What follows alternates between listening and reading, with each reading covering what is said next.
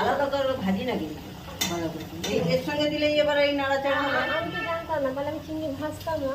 তো মা হচ্ছে যে বাঁধাকপি তরকারিটা করছে, আমি রান্না প্রায় শেষের দিকে, মানে তরকারি হচ্ছে বাঁধাকপিটা মা করলে স্বাদ হয় ভালো। তাই মাকে বললাম যে বাঁধাকপিটা এখন বলতে গেলে চাই, যখন বাঁধাকপিটা বলে মাকে টেনে আনি বাঁধাকপিটা করার জন্য। সেটা তো কোনো কথা না, না পারলে বা যেটা অসুবিধা হবে না বললে আমি জানবো কি করে। মা কিন্তু বাঁধাকপি তরকারিতে তেমন কোনো মশলা দেয় না, টমেটোও দেয় না, শুধু দেওয়ার মধ্যে জিরে, হলুদ আর কাঁচা লঙ্কা, তিনটা মশলা। তো মানে মশলা বলতে নুন আর হলুদ আর গোটা জিরে ফোড়ন, এইটাই। তাতেই তরকারির স্বাদ এত সুন্দর হয়। মাছের তরকারি যেটা আমি বসিয়েছি, মা বললো তরকারিটা নাকি ঝাল হয়েছে। আর এই হচ্ছে মা বাঁধাকপির তরকারিটা।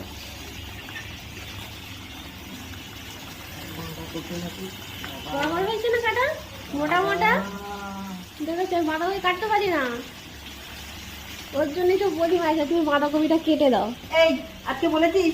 না আজকে বলিনি তো। না বললে জানবো কি করে?